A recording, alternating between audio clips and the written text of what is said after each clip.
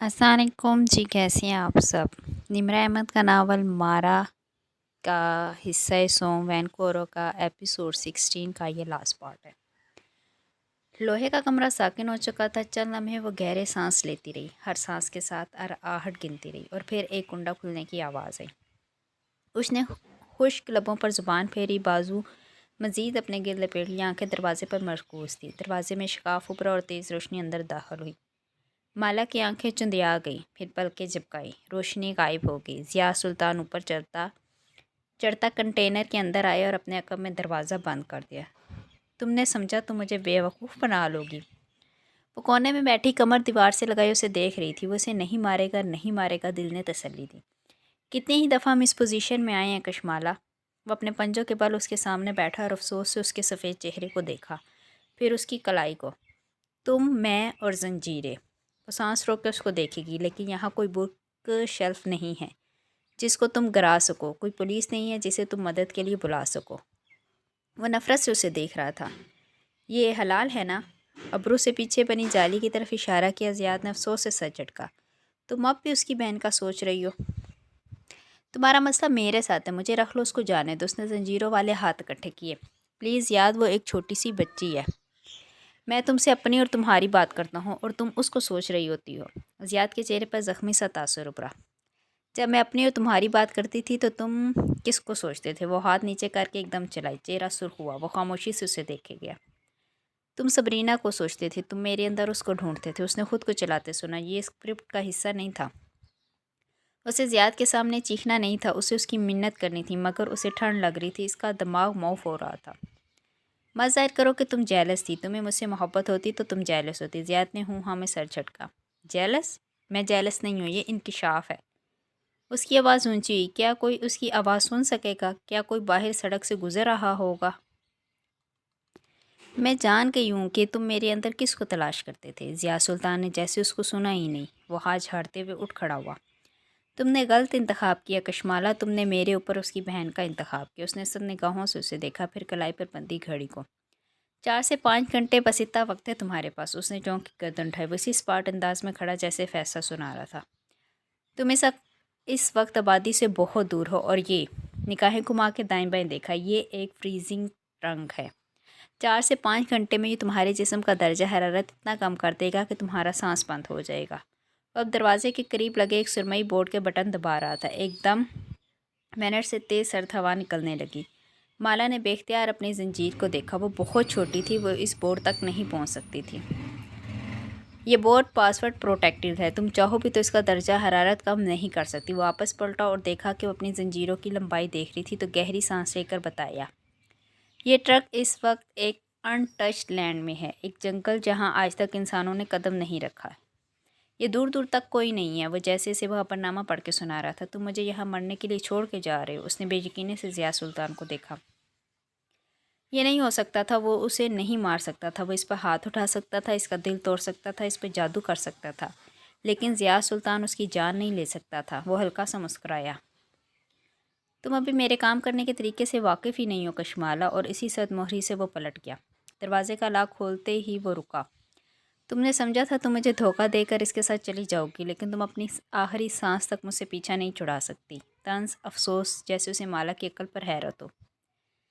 गर्म आंसू उसके सर चेहरे पर फिसलते रहे। वो अब पलट के लॉक खोल रहा था। वो अब जाने लगा था। वो शायद आखिरी दफ़ा उसे देख रही थी। सबरीना जिंदा है, उसने खुद को कहते सुना। लबों से सर धुआं सा निकला। ज़ियाद के हाथ ठहर गए। पलट कर ऐसे देखा जैसे सर्दी ने उसके जहन पर असर कर दिया। कौन? तुम्हारी सबरीना मरी नहीं थी, उसे विटनेस प्रोटेक्शन मिल गई थी। मैं उससे बात कर चुकी हूँ, वह ज़िंदा है। बिल्कुल ठहर के इसे देखने लगा जैसे वो इसकी दिमागी हालत का अंदाज़ा कर रहा हो। नहीं यकीन आया जब वो ज़ख्मी होकर सड़क किनारे गिरी थी और उसके पास नीले और जर्द रंग का केक गिरा था और तुमने काबिल का निशान बनाया था। उसने तब आंखें खोल के तुम्हें देखा था। तुम्हारी निगाह मिली थी। तुमने मास्क पहन रखा था, है ना? ये किसी पुलिस फाइल में नहीं लिखा, ये उसने मुझे बताया था। वो पलक नहीं झपक सका, सांस जम गई थी जैसे। कशमाला मुबीन से पहले वो बर्फ़ का मुजस्मा बन गया था। और तुम्हारी माँ, तुम्हारी जादूगरनी माँ, वो बरसों से ये बात जानती है। उसने तुमसे ये बात छुपाई थी। उसके जिन्नात उसको खबर दे चुके थे, लेकिन वो तुम्हें सबरीना से दूर करना चाहती थी, क्योंकि सबरीना इस एक्सीडेंट के बाद माँ नहीं बन सकती थी। اور سرکار کو تمہارا بچہ چاہیے تھا۔ ایک نگاہ جالی کے پیچھے ڈالی، گھنگریالے بالوں والے وجود میں حرکت ہوئی تھی، وہ شاید اٹھ رہی تھی۔ جاؤ زیاد، اور اگر میں جھوٹ بول رہی ہوں تو جو میری سزا میں قبول کروں گی، لیکن تم اپنی ماں کا سچ جاننے کے بعد ایک دفعہ میرا سامنا ضرور کرو گے۔ ہر لفظ کے ساتھ منہ سے دھواں نکل رہا تھا۔ زیاد سلطان نے جواب نہیں دیا۔ وہ چند لمحے گمسم سا اسے دیکھے گیا، پھر پلٹ گیا۔ زیاد، میری بات سنو، وہ زور سے چلائی، لیکن وہ اپنے پیچھے دروازہ بند کر کے اسے لاک کر رہا تھا۔ زیاد، وہ زور سے چلائی، آواز بھیگنے لگی۔ کیا یہ آخری دفعہ تھا جب وہ اس کی قید میں آئی تھی؟ کیا سیاد اور پرندے کا کھیل ختم ہونے جا رہا تھا؟ اس نے گہرا سانس لیا اور خود کو پرسکون کرنے کی کوشش کی۔ وہ مزید توانائی نہیں خرچ کر سکتی تھی۔ ابھی موسم ٹھنڈا تھا، لیکن اتنا نہیں کہ اس کا خون جمنے لگے۔ اس کے پاس وقت تھا۔ اور تب اس نے وہ آواز سنی، وہ باریک آہستہ آواز۔ میں تمہارا انتظار کر رہی تھی۔ مالا نے چونک کر گردن موڑی۔ جالی کے پار وہ اس لڑکی کا نیم رخ دیکھ سکتی تھی۔ وہ سیدھی ہو کے بیٹھ رہی تھی۔ تم جانتی تھی کہ میں آؤں گی؟ حلال، میں تم سے بات نہیں کر رہی مالا۔ وہ بالوں کو کانوں کے پیچھے اڑس رہی تھی۔ میں اس سے کہہ رہی ہوں جو ہمارے ساتھ موجود ہے۔ کشمالہ مبین کا سانس منجمد ہو گیا۔ اس نے بے اختیار سینے پر ہاتھ رکھا۔ وہاں ایک دھڑکن تھی، اور اس سے نیچے ایک دوسری دھڑکن بھی تھی۔ مجھے معلوم تھا بدر آئے گا، وہ لڑکی کہہ رہی تھی۔ تمہارا بیٹا بدر۔ ٹرک کو ایک جنگل ویرانے میں چھوڑ کر ضیاء سلطان چند کوس تک پیدل چل کے آئے۔ یہاں ایک رکی ہوئی کار سڑک کنارے کھڑی اس کی منتظر تھی۔ چونکہ چابی اس کی جیب میں تھی، اس لیے قریب جاتے ہی کار کے لاکس کھول گئے۔ وہ اندر بیٹھا اور سٹارٹ کا بٹن دبایا تو انگلی کانپی تھی۔ اس کا سارا وجود کانپ رہا تھا۔ وہ جھوٹ بول رہی تھی، وہ اپنی جان بچانے کے لیے کہانی گاڑ رہی تھی۔ وہ مہلت چاہ رہی تھی تاکہ اس کا ہیرو آئے اور اس کو بچا لے، ورنہ سبرینا زندہ نہیں ہو سکتی تھی۔ سبرینا مر چکی تھی، اس نے اپنی پوری تسلی کی تھی۔ مردہ خانے کی رپورٹ، اس کے گھر والے، پولیس کی سٹیٹمنٹ، ہر شے سے واضح تھا کہ وہ مر چکی تھی۔ اس نے سبرینا کی قبر بھی دیکھی تھی، اس پر پھول بھی رکھے تھے، اور اب بھی یو کے جاتا تو اس کی قبر پر ضرور جاتا تھا۔ پھر یہ کیسے ہو سکتا تھا؟ ڈرائیو کرتے ہوئے اس کے ہاتھ کپ کپا رہے تھے، چہرہ سرخ پڑ رہا تھا۔ نگینہ بیگم نے پلکیں چپکائی۔ نرس کمرے سے باہر جا رہی تھی۔ انہوں نے کروٹ بدلنی چاہی، لیکن جسم سے شدید ٹیسیں اٹھی۔ چہرے کے جلے ہوئے حصے سے تعفن زدہ بدبو اٹھ رہی تھی۔ باوجود احتیاط کی کمر پر بیڈ سورس بن گئے تھے اور ان میں کیڑے پڑنے لگے تھے۔ یہ گزشتہ رات ہی ہوا تھا اور ڈاکٹرز ان کی وجہ سمجھنے سے قاصر تھے۔ سٹاف کی لاکھ کوششوں کے باوجود بدبو ختم ہو رہی تھی نہ کیڑے۔ ان کے وارڈ کو چند گھنٹوں قبل قرنطینہ کر دیا گیا تھا۔ زخموں کے سیمپل پبلک ہیلتھ ایجنسی کو بھجوائے گئے تھے کہ کہیں یہ کوئی وبا تو نہیں، لیکن اب تک کسی سٹاف یا ملاقاتی میں اس کے سمٹم ظاہر نہیں ہوئے تھے۔ نگینہ بیگم نے آہٹ پر چونک کے دروازے کو دیکھا۔ کوئی اندر داخل ہوا تھا، نیلے اسکرب میں ملبوس، چہرے پر ماسک اور سر پر جالی دار ٹوپی پہنے، ہاتھوں پر دستانے۔ کوئی ڈاکٹر تھا شاید۔ اب ان کے کمرے میں جو بھی داخل ہوتا وہ فارسی لباس پہن کے آتا تھا۔ پانی۔ انہوں نے خشک لبوں پر زبان پھیری۔ حلق خشک تھا، انہیں پانی چاہیے تھا۔ وہ قریب آیا، ماسک نیچے کیا نہ بھی کرتا تب بھی وہ اس کی آنکھیں دیکھ کر ٹھہر گئی تھی اور آواز حلق میں اٹک گئی تھی۔ یہ وہ آنکھیں تھیں جنہوں نے پہلی دفعہ کھلنے پر انہی کا چہرہ دیکھا تھا۔ زیاد، وہ حیران تھی، پھر چہرے پہ بے چینی نمودار ہوئی۔ وہ پولیس کو مطلوب تھا، وہ یہاں کیسے؟ سبرینا زندہ ہے؟ وہ قدم قدم چلتا ان کے سرہانے آیا۔ اس کی آنکھیں سرخ ہو رہی تھی۔ زیاد، پلیز بیٹے، یہاں سے چلے جاؤ، پولیس والے راز سے تمہارا پوچھ رہے ہیں۔ وہ پریشانی سے بددقت بول پا رہی تھی۔ یعنی وہ زندہ ہے؟ وہ شر رہ گیا، ساری دنیا ساکت ہوگی۔ زیاد، پولیس، وہ تمہیں گرفتار۔ ان کی آنکھیں بھیگنے لگی۔ وہ سچ کہہ رہی تھی، اپنی ماں کے آنسو پہچانتا تھا۔ وہ واقعی زندہ تھی اور اب جانتی تھی۔ اس کی بھیگی آواز میں گراہٹ نمودار ہوئی۔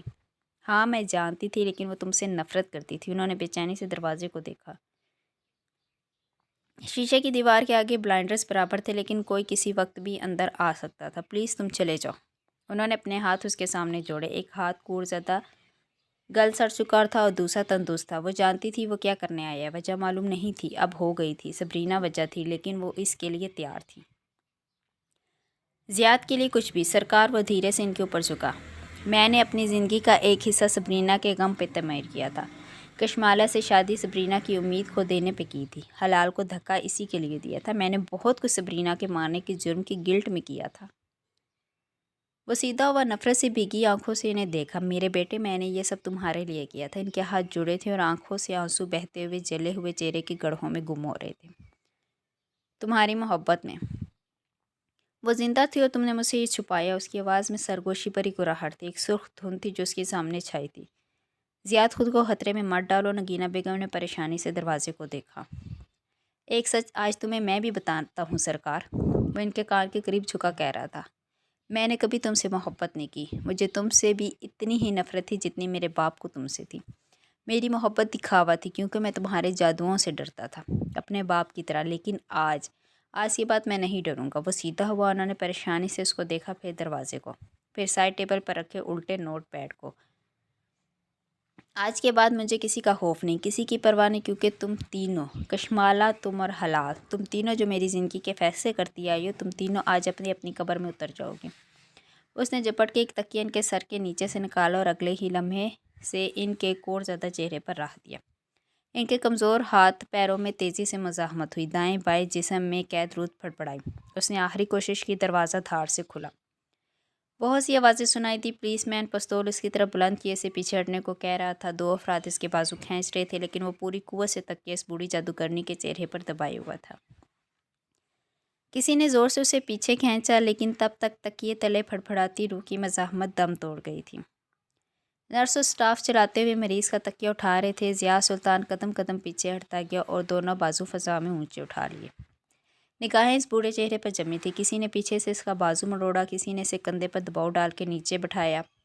وہ گھٹنوں کے بل نیچے بیٹھتا چلا گیا۔ اب دو افراد اس کے ہاتھوں میں ہتھ کڑی بنا رہے تھے۔ نگینہ سلطان کا چہرہ بے جان سا پڑا تھا، آنکھیں کھلی تھی اور روح کب کی پرواز کر چکی تھی۔ آنکھ سے ایک آنسو نکل کر گال کے گڑھے پر لڑک رہا تھا۔ ضیاء سلطان، تم ہماری حراست میں ہو، تمہیں خاموش رہنے کا حق حاصل ہے۔ تمہارا کہا گیا کوئی بھی لفظ تمہارے خلاف عدالت میں استعمال ہو سکتا ہے۔ وہ گھٹنوں کے بل زمین پر بیٹھ رہا تھا، اس کے ہاتھ پیچھے بندھے تھے۔ ایک آفیسر اس کو اس کے حقوق پڑھ کے سنا رہا تھا اور وہ مسکرا رہا تھا۔ وہ جس شے کی اس نے برسوں سے تمنا کی تھی وہ آج پوری ہو گئی تھی۔ کیسا ہوتا اپنی کھوئی ہوئی بہن کو ڈھونڈنا۔ وہ سفید دیوار کے سامنے رکھی سنگی کرسی پر بیٹھی تھی اور ماہر دیوار کے ساتھ ٹیک لگائے فرش پر اکڑوں بیٹھا تھا۔ شیشے کی دیواریں دھوپ اندر لا رہی تھی۔ وہ بے چینی سے موبائل کے بٹن دبا رہا تھا جب ماہی بولی۔ ماہر کے ہاتھ تھمے، گردن اٹھا کے اسے دیکھا۔ اس کی آنکھیں روئی روئی سی تھی، متورم سرخ پانی سے بھری۔ وہ ہلکا سا مسکرایا۔ سرخ والٹ ڈھونڈنے جیسا، اس کے ملنے کی امید ہاتھ سے نہیں جانے دینی ہوتی۔ وہ واپس اسکرین پر جھک گیا۔ وہ ایک ہی وقت میں بہت سے لوگوں سے بات کر رہا تھا۔ کافی کا ادھ بھرا کپ ساتھ فرش پر رکھا تھا۔ پولیس اسٹیشن کی ڈرپ کافی ہوٹلز کے بریک فاسٹ بفے کے جیسی تھی، کم کڑوی اور کم اثر۔ اس نے مجھے کیوں نہیں بتایا؟ میری بہن نے مجھ پہ اعتبار کیوں نہیں کیا؟ وہ آنسو صاف کر رہی تھی۔ مالا ایسے کیسے کر سکتی تھی؟ اس نے مجھ پہ بھی بھروسہ نہیں کیا۔ ماہر نے دھیرے سے فون پر ڈال دیا۔ اس کے چہرے پر زبانوں کی تکان تھی۔ وہ سرکار کے نشان کے بارے میں جانتی تھی۔ وہ اس سوال کا جواب جانتا تھا، لیکن اسے تسلی چاہیے تھی۔ شاید ماہی کہہ دے کہ نہیں، شاید وہ اسے شک کا فائدہ۔ ظاہر ہے وہ جانتی تھی، وہ اس کی ساس تھی، پہلے دیکھا ہو یا نہیں۔ میرے سامنے اس روز اسپتال میں بھی اس نے وہ نشان دیکھا تھا۔ ماہر نے دھیرے سے سر جھٹکا۔ وہ جانتی تھی، لیکن اس نے ماہر کو نہیں بتایا۔ وہ اب بھی اس کے اعتبار کا اہل نہیں تھا۔ کیا وہ کبھی کشمالہ مبین کو معاف کر پائے گا؟ کتنے ہی لمحے خاموشی سے گزر گئے۔ میں اس کا نشان جانتی تھی۔ اس روز دوحہ ایئرپورٹ پہ میں نے وہ نشان دیکھا تھا۔ میں آپ کو بتا سکتی تھی، مگر کیوں نہیں بتا سکی؟ وہ خود بھی حیران تھی، کیا وہ بھول گئی تھی یا گفتگو کبھی اس نہج تک پہنچی ہی نہیں؟ یہ ایسے ہی مکتوب تھا۔ ماہر نے ہلکے سے شانے اچکا دیے۔ اس کا دل ہر شے سے اچاٹ ہو چکا تھا۔ تم نے دیکھا، وہ عورت سرکار تھی، وہ عورت جس کو میں مکھی مارنے کا اہل بھی نہیں سمجھتا تھا۔ میں سوچ بھی نہیں سکتی تھی کہ نگینہ آنٹی یہ سب کر سکتی ہیں۔ وہ تو ایک عام سی عورت تھی، انہوں نے یہ کیسے کیا؟ شاید اس لیے کہ سب اس کو عام عورت سمجھتے تھے۔ شاید وہ عام عورت پیدا ہوئی تھی، لیکن وہ عام عورت مرنا نہیں چاہتی تھی۔ وہ دھیرے سے اٹھ کھڑا ہوا۔ اس کا رخ وکرم کے آفس کی جانب تھا۔ وہیں ایک مشق بار بار دہرائی جا رہی تھی۔ وہ وہاں جا کے ان سے پوچھتا تھا کہ کوئی اپ ڈیٹ ملی، اور منفی میں سر ہلا کے کہتے تھے کہ نہیں۔ وہ بھی راستے میں تھا جب پیچھے سے آوازیں بلند ہوئی۔ مائی فری چونک کے پلٹا۔ دو آفیسرز ایک آدمی کو ہتھ کڑی لگائے سامنے راہداری سے گزر رہے تھے۔ اس آدمی کا چہرہ سپاٹ تھا۔ وہ بس ایک لمحے کے لیے اسے دیکھ سکا اور وہ موڑ موڑ کے آگے گم ہو گئے۔ ضیاء سلطان، اس کے لب بے یقینی سے پھڑپڑائے۔ لوہے کے پنجرے میں ٹھنڈ دھیرے دھیرے بڑھ رہی تھی۔ اس نے اپنے بازو اپنے گرد لپیٹ رکھے تھے۔ لباس پتلا تھا اور ٹھنڈ روکنے میں ناکام تھا۔ میں اس سے کہہ رہی ہوں جو ہمارے ساتھ ہے، تمہارا بیٹا بدر۔ حلال اسی کنٹینر کے دوسرے پنجرے میں تھی۔ ان دونوں کے درمیان دیوار تھی جس میں بنی ننھی سی کھڑکی میں وہ حلال کی جھلک دیکھ سکتی تھی۔ زیادہ دیر تک گردن موڑتی تو وہ درد کرنے لگتی، سو وہ سامنے بند دروازے کو دیکھے گئی، جس سے کافی دیر پہلے ضیاء سلطان باہر نکلا تھا۔ بدر؟ ایک سرسی لہر اس کی ریڑھ کی ہڈی سے گزر گئی۔ سب سمجھتے ہیں میں نے اسے مار دیا۔ آنسو ٹپ ٹپ آنکھوں سے گرنے لگے۔ لیکن میں اسے کیسے مار سکتی تھی؟ وہ میرا بیٹا ہے۔ بہت سے لمحے یوں ہی گزر گئے۔ دوسرے پنجرے میں خاموشی چھائی رہی۔ مجھے اس کی حفاظت کرنی تھی، مجھے اس کو بچانا تھا، اس کے اپنے باپ سے، اس کی دادی سے، وہ بند آنکھوں سے کہہ رہی تھی۔ گرم آنسو گال سے لڑک کر گردن پہ پھسل رہے تھے۔ جس روز ماہر فرید نے اسے بتایا تھا کہ سرکار صحرے سے پیدا ہونے والے بچوں کو چھین لیتا ہے، اس روز اس نے ایک فیصلہ کیا تھا۔ بس اسٹاپ تک جاتے ہوئے اس نے درگاہ کا نمبر ملایا۔ مجھے ایک اپارٹمنٹ چاہیے ابارشن کے لیے۔ درگاہ کا اشتہار اس نے ڈارک ویب پہ دیکھا تھا۔ جیسے سرکار ایک جادوگر تھی اور اپنی شناخت چھپا کے لوگوں کی زندگیوں میں سحر کھولتی تھی، ویسے ہی درگاہ ایک ایلویژنسٹ تھی۔ ایلویژنسٹ جادو نہیں کرتے بلکہ وہ ایک ایلویژن سراب تخلیق کرتے ہیں۔ ان کے کلائنٹس کسی کو دھوکہ دینے کے لیے ان سے ایک ایلویژن تخلیق کرنے کا کہتے ہیں۔ کوئی بہت عرصے بعد اپنی فیملی سے ملنے جا رہا ہے اور سوالات سے بچنا چاہ رہا ہے، تو ایلویژنسٹ اس کو ایک جعلی بیوی مہیا کریں گے جو اس کے ساتھ جا سکے۔ کسی کو اپنے باس کو دکھانے کے لیے جعلی فیملی چاہیے، کسی کو اپنے منگیتر کے سامنے یہ ثابت کرنا ہے کہ وہ ایک بہت بڑی فرم میں کام کرتا ہے، تو ایلویژنسٹ چند گھنٹے کے لیے ایک عمارت ہائر کر کے وہاں اداکار بٹھا کے اس کی منگیتر کو یہ تاثر دے سکتے ہیں کہ وہ آدمی اس سے سچ بول رہا ہے، اور اسے زیاد اور نگینہ سلطان کے جنات کو یقین دلانا تھا کہ وہ اپنے بچے کو مار چکی ہے۔ اس کا بچہ لڑکا ہے یا لڑکی، یہ اللہ کے سوا کوئی جان نہیں سکتا تھا۔ سفورہ نے برائے بات کہا تھا کہ وہ لڑکی ہو سکتی ہے، اور سرکار کے جنات وہ اس کی جاسوسی کر رہے تھے۔ جب نگینہ بیگم نے کہا کہ وہ ان کی پوتی ہے تو وہ سمجھ گئی تھی کہ وہ اس کی زبان سے نکلے ہر لفظ کو پکڑ رہی ہیں۔ اس سے زیادہ وہ کچھ نہیں جانتے تھے، نہ جان سکتے تھے۔ وہ انسانی عقل کی معراج تک نہیں پہنچ سکتے تھے۔ Online payment, code words میں گفتگو اور درگاہ کی بتائی جگہ پر پہنچنا، سب اتنا سا کام اس کو کرنا تھا۔ یہ اتنا مشکل نہیں تھا جتنا اسے لگا تھا۔ اگر وہ بسم اللہ پڑھ کے اس جعلی ابارشن کلینک کا دروازہ کھولے گی تو کوئی موکل سرکار کو نہیں بتا سکتا تھا کہ اندر کیا چل رہا ہے۔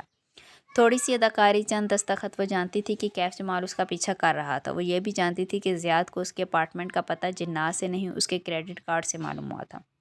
وہ اپنی ماں کے موکلوں سے زیادہ اپنے ذرائع پر بھروسہ کرتا تھا۔ سرکار بیمار تھی، وہ اس وقت اس پوزیشن میں نہ تھی کہ مالا پر جادو کروا سکتی۔ وہ صرف اپنے موکلوں سے معلومات لے سکتی تھی، اور اگر وہ ہر شے سے پہلے اللہ کا نام لے گی تو کوئی جن، کوئی شیطان، کسی جادوگر کو اس کے اقدام کی خبر نہیں دے گا۔ میں اس بچے کو ختم کرنا چاہتی تھی۔ شروع میں مجھے نہیں معلوم تھا کہ وہ لڑکا ہے یا لڑکی، لیکن پھر وہ سر دیوار سے ٹیک لگائے زنجیروں میں بندھے ہاتھ باہم پھنسائے مقفل دروازے کو دیکھتی کہہ رہی تھی۔ حلال سن بھی رہی تھی یا نہیں اسے نہیں معلوم تھا، لیکن پھر وہ میری شاپ پر آیا، ایک لڑکا، اس کا نام بدر تھا۔ وہ خود سے باتیں کر رہی تھی کیونکہ دوسری جانب خاموشی تھی۔ اس نے مجھے اس بچے کو ختم کرنے نہیں دیا۔ آنسو آنکھ سے گرم گرم نکلتے اور گردن تک پہنچ کے ٹھنڈے ہو جاتے۔ سردی بڑھتی جا رہی تھی۔ اس کی سبز آنکھیں تھی۔ وہ عورتوں کی عزت کرتا تھا۔ میں نہیں جانتی کہ وہ کون تھا، لیکن وہ ہر عورت کے لیے کرسی کھینچتا تھا۔ وہ نرمی سے بات کرتا تھا۔ تب میں نے سوچا کہ میں اس بچے کو کیوں ماروں؟ اگر یہ بیٹا ہوا تو کیوں نہ میں اس کو وہ سکھاؤں جو زیاد کی ماں اس کو نہیں سکھا سکی تھی۔ میں اس کو ایسا لڑکا بناؤں جس سے کسی عورت کو بھاگنا نہ پڑے۔ میں اس میں اپنا بیٹا دیکھتی تھی۔ پھر اس نے گردن پیچھے کو موڑی۔ وہ یہاں سے حلال کا نیم رخ دیکھ سکتی تھی۔ گردن میں تکلیف ہونے لگی۔ تمہیں کیسے معلوم تھا کہ میرے بیٹے کا نام کیا ہوگا؟ حلال نے دھیرے سے شانے اسکائے۔ دوسری جانب کچھ دیکھ رہی تھی۔ میں اس کا انتظار کر رہی تھی کیونکہ ہم ایک ساتھ بڑے ہوں گے۔ کچھ تھا اس کی آواز میں، کچھ سر سا۔ مالا کی ریڑھ کی ہڈی میں ایک سر سنسنی خیز لہر اڑ گئی جس کا فریزنگ یونٹ سے تعلق نہ تھا۔ اس نے اپنا بٹن ٹٹولا، پھر بے چینی سے بند دروازے کو دیکھا۔ کوئی کیوں نہیں آ رہا تھا؟ اس نے تمام کلوز چھوڑے تھے۔ یہ اس کا اپنا ملک نہ تھا، یہ کینیڈا تھا۔ یہاں کی پولیس اسے ابھی تک کیوں نہیں ڈھونڈ سکی تھی؟ ماہر نے فائنڈ مائی ایپ کھول لی ہوگی۔ اب تک وہ ایئر ٹیگ کو تلاش کر چکا ہوگا۔ اسے انہیں تلاش کر لینا چاہیے تھا۔ یا کیا وہ کسی ایسے ویرانے میں تھی جہاں دور دور تک کوئی انسان موجود نہیں تھا؟ یہ اس نے نہیں سوچا تھا۔ تمہارا بھائی مجھے کبھی معاف نہیں کرے گا۔ اس نے آنسو پہنچے اور اب بولی تو لبوں پر تلخ مسکراہٹ تھی۔ مگر مجھے کوئی پچھتاوا نہیں ہے۔ اس کو صرف تمہیں ڈھونڈنا تھا اور مجھے اپنے بچے کو اس کے باپ سے بچانا تھا۔ تمہیں لگتا ہے وہ تمہیں نہیں مارے گا؟ وہ بولی تو آواز آہستہ تھی۔ اگر اسے مارنا ہوتا تو مجھے گولی مار دیتا۔ وہ مجھے اذیت دینا چاہ رہا ہے، وہ واپس آئے گا۔ اس کے لہجے میں ذرا سا بھی شک نہ تھا۔ میں اس کی بیوی تھی، وہ مجھے کبھی نہیں مارے گا، محبت میں بھی نہیں، نفرت میں بھی نہیں۔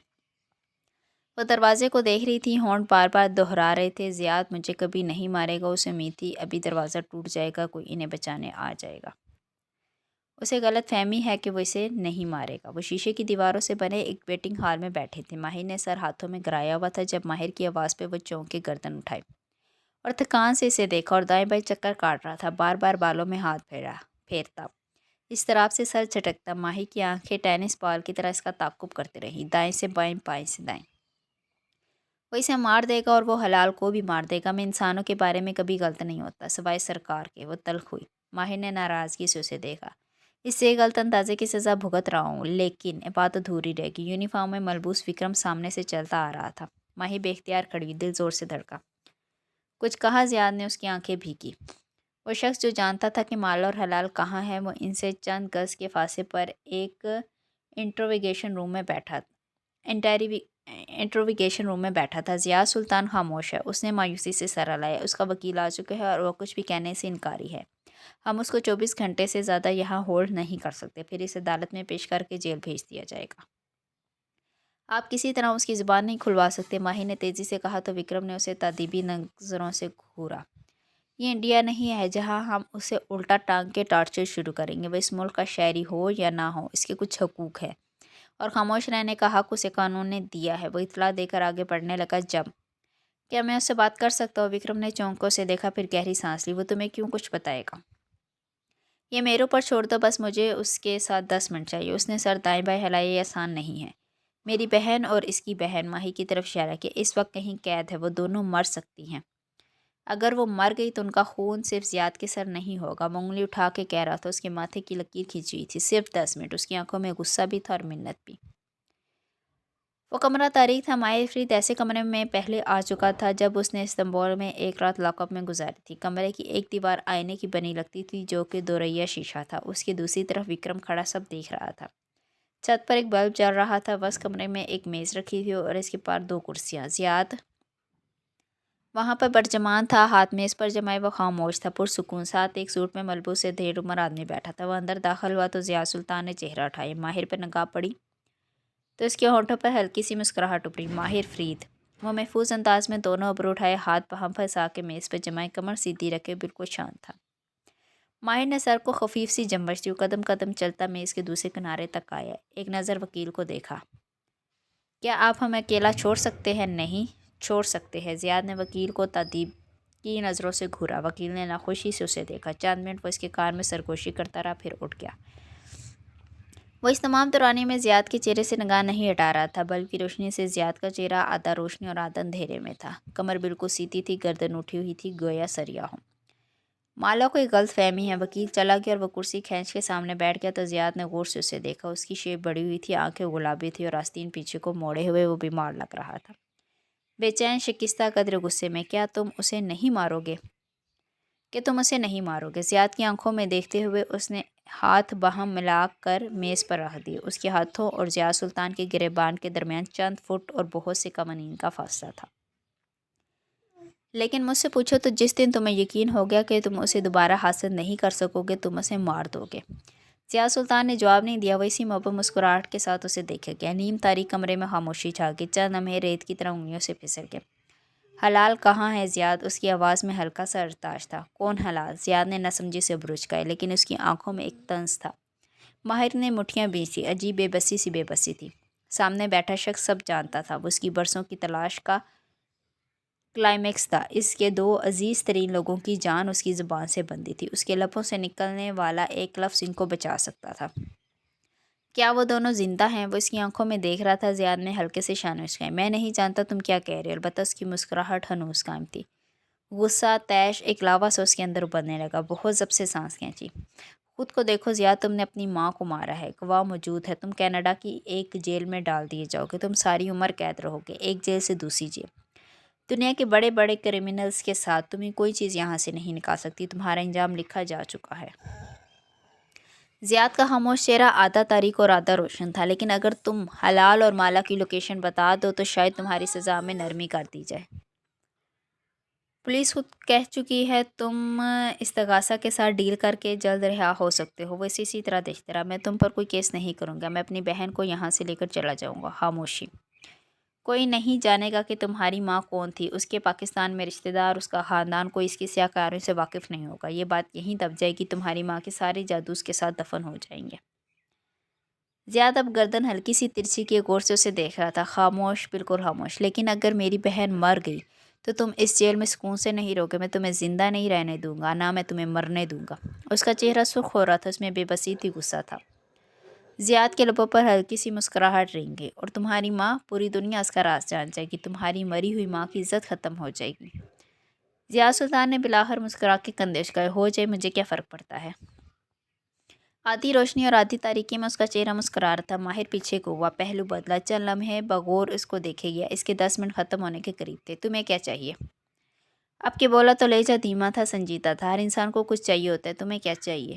زیاد اسی طرح مسکراتا رہا۔ میں وہ کروں گا جو تمہیں چاہیے۔ اس کو لگا اس کی آواز کپ کپائی ہے، اس کی پلکیں بھیگی ہیں۔ اگر حلال ابھی زندہ ہے اور چند گھنٹوں میں زندہ نہ رہی تو یہ اس لیے ہوگا کہ ماہر فریز ضیاء سلطان کی زبان نہ کھلوا سکا۔ وہ ماہر فریز جس کی پیپل سکل کی وجہ سے لوگ اس کو بزنس دیتے تھے، وہ جو بہترین نیگوٹیٹور تھا، وہ ضیاء سلطان سے ایک ڈیل نہ کر سکا۔ میں جانتا ہوں تمہیں کیا چاہیے۔ اب کہ وہ بولا تو اس کی آواز شکستہ تھی۔ میری زندگی، تم میری زندگی لے لو۔ زیاد نے سوالیہ ابرو اٹھائے۔ تم مالا اور حلال کو جانے دو، بدلے میں میری زندگی لے لو۔ تمہارے بہت سے دوست ہوں گے جو تمہارے کہنے پر کسی انسان کی جان لے سکتے ہوں گے۔ تم جیل میں رہ کر بھی مجھے مروا سکتے ہو، تمہارے لیے کیا مشکل ہے؟ زیادہ آنکھوں کی پتیاں سکوڑ کے ماہر کو دیکھنے لگا۔ ہم ایک ڈیل کر لیتے ہیں، تم ان کو چھوڑ دو، اگر کسی کو مارنا ہے تو مجھے مار دو۔ جانتے ہو مجھے کیا چاہیے؟ زیادہ آگے کو جھکا، چہرہ اب مکمل روشنی میں آیا۔ مسکراہٹ غائب ہو چکی تھی اور آنکھوں میں سر سی آگ تھی۔ کیا؟ اس کا سانس تک رک گیا۔ کہ تم ساری زندگی اذیت میں زندہ رہو۔ مسکرا کے واپس پیچھے ہوا، چہرہ پھر سے تاریکی میں چلا گیا۔ اگر تم چاہتے ہو کہ میں تمہاری منت کروں تو اپنی بہن کی زندگی کے لیے میں یہ بھی کر لوں گا۔ تمہارا مسئلہ میرے ساتھ ہے، مجھ سے انتقام لے لو۔ وہ ماہر فریز جو کسی انسان کے سامنے نہیں جھک سکتا تھا، آج اسے ضیاء سلطان کے سامنے جھکنا تھا۔ مجھے بتا دو حلال اور مالا کہاں ہیں؟ اس نے منت کی تھی، اس کی آنکھیں بھیگی ہوئی تھی۔ کون حلال؟ زیاد نے سمجھی سے ابرو اچکائے۔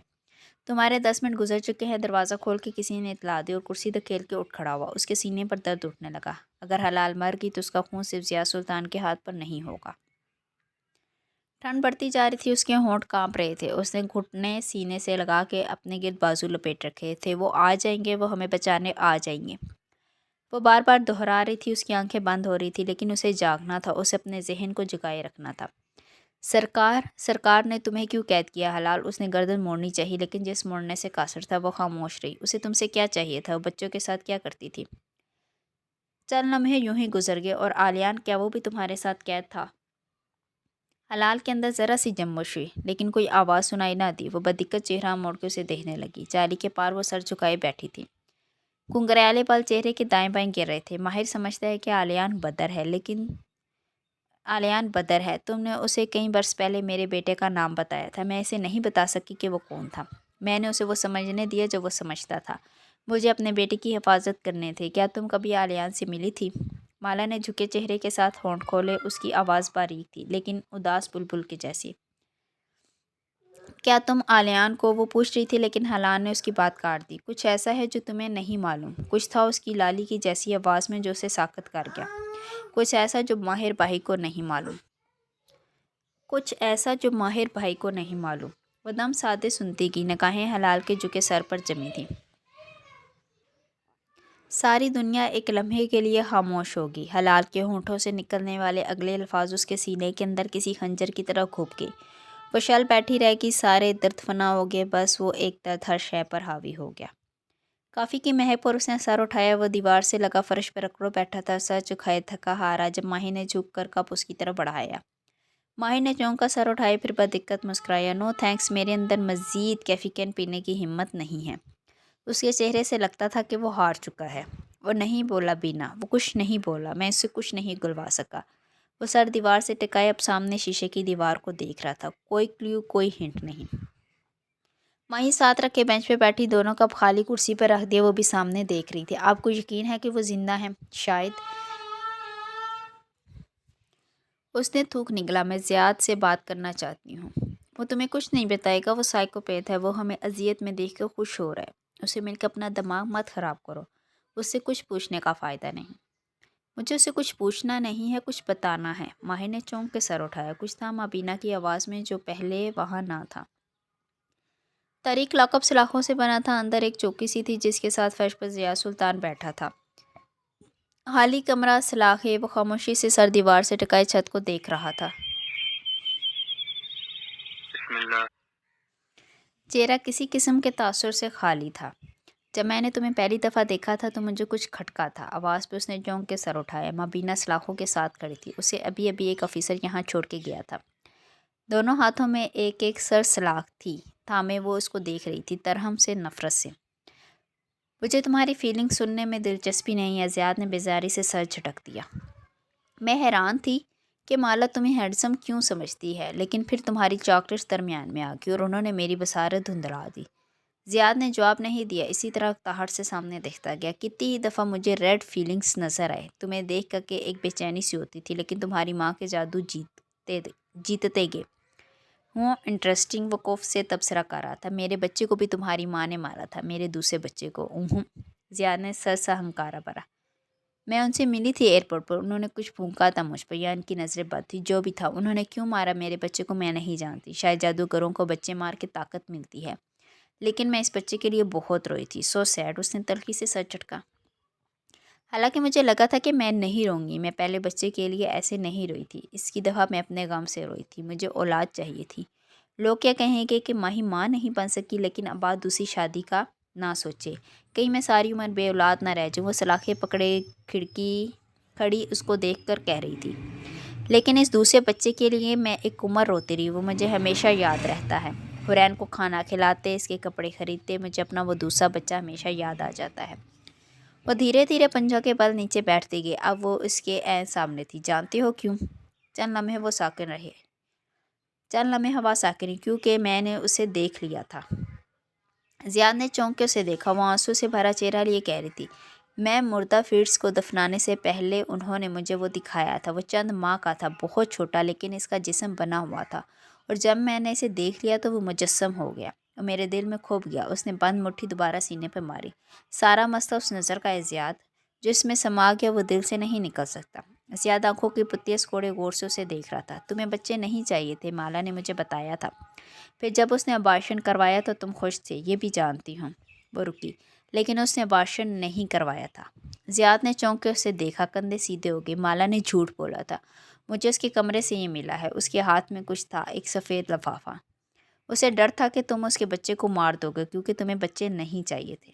وہ ایک لمحے کے لیے کچھ بول نہ سکا، پھر گہری سانسیں۔ یعنی وہ اب بھی پریگننٹ ہے، اور تمہیں لگتا ہے کہ یہ سن کے میں تمہیں اس کے بارے میں کچھ بتا دوں گا۔ اس کے انداز میں کچھ نہ تھا، کوئی رحم نہیں، کوئی خوف نہیں۔ کیا تم اب بھی اسے مرنے دو گے؟ ضیاء سلطان نے دھیرے سے شانیں چکا دی۔ اس کے چہرے پہ کچھ بدلا تھا، لیکن جب وہ بولا تو اس کی آواز ہموار تھی۔ مجھے نہیں معلوم وہ کہاں ہے، لیکن مجھے اس کے مرنے کا کوئی افسوس نہیں ہوگا۔ اس نے چہرہ پھیر لیا، اب سرمئی دیوار کو دیکھ رہا تھا۔ میں جانتی ہوں تم یہی چاہو گے کہ مالا کے ساتھ وہ بھی مر جائے، اسی لیے میں نے تم سے مالا کی لوکیشن نہیں پوچھوں گی۔ میں تمہیں صرف اس اذیت میں ڈالنے آئی ہوں جس میں تمہاری ماں نے مجھے ڈالا تھا۔ اس نے لفافے سے ایک ننھا سا کارڈ نکالا اور اس کی طرف سلائڈ کیا۔ زیاد چونکا، پھر اس نے کارڈ اٹھایا اور اسے الٹا کے دیکھا۔ اگلے ہی لمحے اس کا سانس رک گیا۔ وہ ایک سیاہ سفید تصویر تھی، 11 ہفتے کا فیٹس، ایک ننھا سا بیبی جو اپنا سر اپنے پیروں میں دیے ہوا تھا۔ اس کی آنکھیں اس تصویر پر جم گئی، سانس تھم گیا، ساری دنیا رک گئی۔ سارا مسئلہ اس نظر کا تھا، جو اس میں سما گیا، وہ دل سے نکل ہی نہ سکا۔ چند منٹ بعد مابینہ باہر آئی تو اس کا چہرہ آنسوؤں سے بھیگا ہوا تھا اور اس کے ہاتھ میں ایک کاغذ تھا۔ یہ مالا اور حلال کی لوکیشن ہے، وہ ایک فریزنگ یونٹ میں ہے اور 1 سے 1.5 گھنٹے میں مر جائیں گی۔ یہ جگہ یہاں سے دور ہے، ہمیں لوکل پولیس کی مدد لینی ہوگی۔ وکرم وہ کاغذ لیے تیزی سے ایک طرف بھاگا اور وہ جہاں تھا وہیں کھڑا رہ گیا۔ اس نے تمہیں بتا دیا؟ ماہر نے بھیگے چہرے کے ساتھ شانے اچکائے۔ ایک تصویر 1000 الفاظ پہ بھاری ہوتی ہے ماہر بے۔ وہ جالی سے سر ٹکائے نیم و پلکوں سے سامنے دیکھ رہی تھی۔ دروازہ بند تھا۔ فریزر کی یہ بستہ ہوا میں حلال کے الفاظ منجمد ہو گئے تھے۔ اب ہر طرف خاموشی تھی۔ مالا نے پلکیں جھپکائی۔ اس نے شور سنا تھا، کوئی آ گیا تھا۔ دروازہ اب ٹوٹ رہا تھا، بہت سے لوگ اندر داخل ہوئے تھے، ساتھ ہی سورج کی تیز روشنی بھی آئی تھی۔ اس نے پلکیں جھپکائی۔ کوئی اسے بازوؤں میں اٹھا رہا تھا، پھر پلکیں جھپکائی۔ اب کوئی اسے اسٹریچر پر لٹائے آگے بڑھ رہا تھا۔ اسے آسمان نظر آ رہا تھا، درخت، اونچے درخت اور ان کے درمیان سے جھانکتا آسمان۔ اس نے پلکیں جھپکائی۔ اب اسے سفید چھت دکھائی دے رہی تھی، اسپتال کے کمرے میں تھی اور اس کے جسم سے نالیاں لگی ہوئی تھی۔ اس نے پلکیں جھپکائی۔ سرد رات ختم ہو چکی تھی، ایک روشن دن طلوع ہو چکا تھا۔ ماہر فرید کے لیے وہ دن عام نہ تھا۔ وہ ڈرائیو اس کی زندگی کی سب سے طویل ڈرائیو تھی۔ راستے میں کار فون سے اس کو سب معلوم ہوتا رہا تھا۔ لوکل پولیس پہنچ چکی ہے، ان کو فریزنگ ٹرک مل گیا ہے، وہ دونوں زندہ تھی، انہیں اسپتال لے جایا گیا تھا۔ مطلوبہ اسپتال تک کا راستہ پولیس رات کے جیسا تھا۔ راستے میں بارش شروع ہو چکی تھی، کار کے وائپرز بار بار چل رہے تھے، اس کی آنکھیں بھی بھیگی ہوئی تھی اور بار بار ناک سے گیلی سانس کھینچتا۔ اتنے برس سے وہ کہتا آ رہا تھا کہ حلال زندہ ہے، کوئی اس کا یقین نہیں کرتا تھا۔ آج وکرم نے کال پہ بتایا تھا کہ اس کی بہن حلال واقعی ہی زندہ ہے، اور اسے آج خود بھی یقین نہیں آ رہا تھا۔ وہ کار پارکنگ میں روک کر تیزی سے باہر بھاگا۔ اسپتال میں عمارت میں داخل ہونے تک بارش نے اسے بھگو دیا تھا، لیکن آج اسے پرواہ نہیں تھی۔ اندر داخل ہوتے اس نے دائیں بائیں دیکھا، ایک طرف پولیس آفیسرز دکھائی دے رہے تھے اور ان کی جانب بھاگا، یقیناً حلال بھی وہیں کہیں ہوگی۔ ماہر وہ چونک کے پلٹا۔ وہ مالا تھی مخالف سمت ایک دوسرے کوریڈور میں کھڑی تھی۔ اس نے اسپتال کا لباس پہن رکھا تھا، بال پونی میں بندھے تھے اور ہاتھ کی پشت پر آئی وی لگی تھی۔ مالا کو دیکھ کر بہت کچھ یاد آیا۔ اس نے تھوک نکلا، تم ٹھیک ہو؟ پھر بے چینی سے دائیں بائیں دیکھا، وہ کسی اور سے ملنے آیا تھا۔ ماہر میری بات سنو۔ وہ تیزی سے اس کے قریب آئے، اس کے انداز میں کچھ تھا، بے چینی، پریشانی۔ حلال کہاں ہے؟ اس کی آواز کپ کپ آئی۔ وہ دائیں بائیں دیکھ رہا تھا۔ وہ ٹھیک ہے، وہ اندر ہے، مگر پہلے بیٹھ کے میری بات سنو۔ وہ اس کے سامنے آ کھڑی ہوئی، اس کا انداز کچھ پریشان سا تھا۔ میں تم سے بات کروں گا، لیکن بعد میں مجھے حلال کو دیکھنا ہے۔ اس کی آنکھیں بھیگ رہی تھی، وہ اس کے راستے میں کھڑی تھی اور وہ اسے سامنے سے نہیں ہٹا سکتا تھا۔ پہلے میری بات سنو۔ اس نے اپنا بازو دیوار پر رکھ دیا تاکہ وہ گزر نہ سکے۔ بعد میں۔ وہ تیزی سے دوسری طرف سے نکل گیا۔ وکرم اس طرف تھا۔ ایک کمرے کے باہر اسے دیکھ کے سر کو خام دیا اور اس کمرے کی طرف اشارہ کیا۔ ماہر وہ بے بسی سے اس کی طرف گھومی، لیکن وہ نہیں سن رہا تھا۔ آج اسے کسی کی پرواہ نہ تھی۔ اس نے کمرے کا دروازہ کھولا تو ساری دنیا جیسے رک گئی۔ ماہر فرید نے کئی برس اس منظر کا تصور کیا تھا۔ کسی دن وہ اسپتال کے کمرے کا دروازہ کھولے گا اور حلال اسے کسی بستر پر لیٹی دکھائی دے گی، پٹیوں سے جکڑا وجود ہوگا، یا شاید وہ کسی سرد خانے میں داخل ہوگا اور اس کے سامنے ایک گلاس سے کپڑا ہٹائیں گے اور وہ حلال کا چہرہ ہوگا۔ لیکن حقیقت میں ایسا نہ تھا۔ نہ وہ زخمی تھی، نہ اس کے چہرے پر کوئی نشان تھا۔ وہ بستر پر بھی نہیں لیٹی تھی، وہ کھڑکی کے ساتھ کھڑی باہر آنکھیں جمائے ہوئے تھی۔ گھنگریالے بال کھلے تھے۔ وہ بڑی ہو گئی تھی، لمبی بھی، کمزور بھی، لیکن زیادہ خوبصورت بھی۔ وہ حلال ہی تھی، بیربل اور اس کی لالی۔ حلال، اس کی آنکھوں سے آنسو گرے تھے۔ ماہر بھائی، حلال نے چونک کے گردن موڑی۔ وہ تیزی سے اس تک آیا۔ وہ رو رہا تھا، وہ ہنس رہا تھا۔ اس نے اسے گلے سے لگایا۔ کیا وہ واقعی حلال تھی؟ وہ یقین کرنا چاہ رہا تھا کہ یہ اس کی حلال ہے۔ اس سے الگ ہوا وہ وہی تھی، اور وہ مسکرا رہی تھی۔ یہ اس کی حلال تھی، وہ زندہ تھی، وہ ٹھیک تھی۔ اب وہ اس کے ہاتھ چوم رہا تھا۔ منظر بار بار اس کے آنسوؤں سے دھندلا جاتا۔ وہ ہنس رہا تھا اور وہ رو رہا تھا۔ ماہر بھائی، وہ مسکرا رہی تھی۔ اب اس نے اپنا دایاں ہاتھ نرمی سے ماہر کی گرفت سے نکالا۔ ماہر نے بھیگی آنکھوں سے اس کا چہرہ دیکھا۔ آنسوؤں کی دھند درمیان میں حائل تھی۔ اس نے پلکیں جھپکائی۔ منظر قدرے واضح ہوا۔ حلال مسکرا رہی تھی، لیکن کچھ غلط تھا۔ ماہر بھائی، یہ آپ ہو؟ وہ اپنے دائیں ہاتھ سے اس کے چہرے کو چھو رہی تھی۔ وہ اس کو نہیں دیکھ رہی تھی۔ اس کی آنکھیں سامنے دیوار پر جمی تھیں۔ وہ منجمد ہو گیا۔ You have a beard now. وہ مسکرا کے دوسرے ہاتھ سے اس کے ماتھے کو ٹٹول رہی تھی۔ اس کی آنکھیں، اس کی بھوری خوبصورت آنکھیں خلا میں دیکھ رہی تھی۔ اس کی آنکھیں بے نور تھی۔ وہ کرنٹ کھا کے پیچھے ہٹا۔ کسی نے اس کا دل الٹی چھری سے ذبح کر دیا۔ حلال دیکھ نہیں سکتی تھی۔ اس کی کن پٹی کے قریب ایک زخم کا منتمل سا نشان تھا۔ حلال اندھی ہو چکی تھی۔ وہ قدم قدم پیچھے ہٹتا گیا، بے یقینی سے، خوف سے۔ حلال دائیں بائیں ہاتھ کرتی اسے ڈھونڈنا چاہ رہی تھی۔ اسے سفید چھڑی اس کے ساتھ رکھی تھی۔ وہ پیچھے ہٹتا گیا، یہاں تک کہ وہ دیوار سے جا لگا۔ اس کی آنکھیں ساکت تھیں۔ ماہر بھائی، آپ کہاں ہو؟ وہ پوچھ رہی تھی۔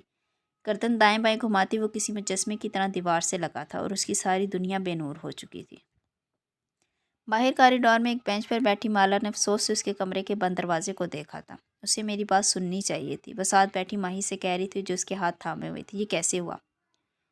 اسے زیاد نے چھت سے دھکا دیا تھا۔ اس کی جان بچ گئی، لیکن اس کی آنکھیں ڈیمیج ہوئی تھیں، جس کے باعث اس کی بصارت چلی گئی۔ جو آنکھیں اب ہیں وہ پروستھیٹک آئی بالز ہیں۔ وہ بظاہر دیکھنے میں ٹھیک لگتی ہیں، لیکن وہ بے نور ہیں۔ ماہر کے پاس اتنا پیسہ، وہ اس کا علاج کروا لے گا۔ شاید اس کو کوئی آنکھیں ڈونیٹ کر دے تو۔ ماہی نے امید باندھنے کی کوشش کی۔ اس کے نابینا پن کا کوئی علاج نہیں ہے ماہی۔ دنیا کی ساری دولت بھی اس کی آنکھیں واپس نہیں لا سکتی۔ چھت سے گرنے کے باعث اس کی آنکھوں میں نوکیلی چیزیں چبھ گئی تھی۔ आँख का स्ट्रक्चर ख़त्म हो चुका है, ऑप्टिक नर्व डैमेज हो चुकी है। अगर वो देख नहीं सकती तो उसने वो ड्राइंग्स कैसे बनाई जो पुलिस को ज़ियाद की बेसमेंट से मिली थी?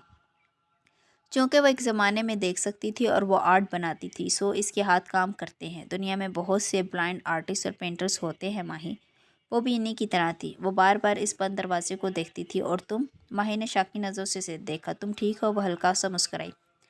मैं भी ठीक हूँ और मेरा बेबी भी। अब भी माही के दूसरे सवाल शुरू भी होने थे, लेकिन इसमें इनका सामना करने की हिम्मत नहीं थी। कशमाला मुबीन, किसी ने उसे पुकारा तो वो पलटी।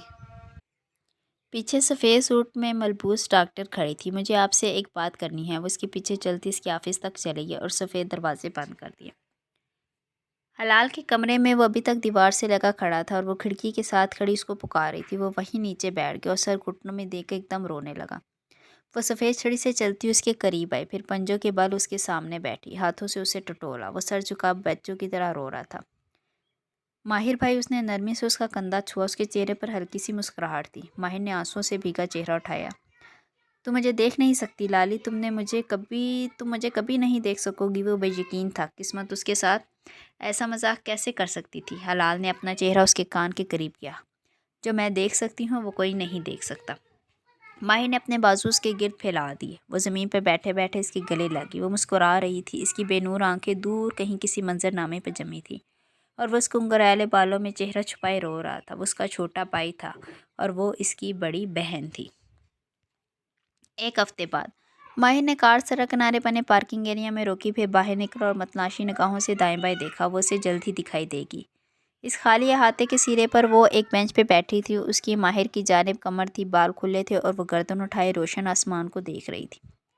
वो घास पे छोटे छोटे कदम उठाता उसके करीब आया। वो हल्की सी मुस्कुराहट के साथ ऊपर देख रही थी। माला के ऐन सामने एक बाड़ बनी थी और उसके पार एक खुले सब्ज़ार में बहुत से रनवे बने थे। वो एयरपोर्ट का अहाता था। जहाज़ उतर रहे थे, जहाज़ उड़ रहे थे, जहाज़ फ़ज़ा में तैर रहे थे। तुम्हें प्लेन लैंडिंग्स अच्छी लगती हैं? वो इसके करीब बेंच पे बैठा। माला ने चौंक कर उसे देखा, फिर इसी मुस्कुराहट के साथ शाने झुका दिए। बहुत, मैं अक्सर यहाँ आती हूँ। फिर दाएं बाएं गर्दन घुमाई। अक्सर लोग अपने बच्चों के साथ यहाँ आते हैं, आज कोई नहीं है।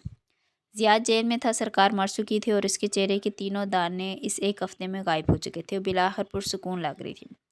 चंद लम्हे खामोशी से गुजर के वह सर झुकाए जूते से घास के तिनके को मसलता रहा। उसका चेहरा एक हफ्ते पहले पुलिस स्टेशन में रात गुजारने वाले माहिर फ्री से बेहतर लग रहा था। बज़ाहिर ताज़ा दम, साफ लिबास, तराशीदा शेव, लेकिन उसकी आंखें वीरान थीं।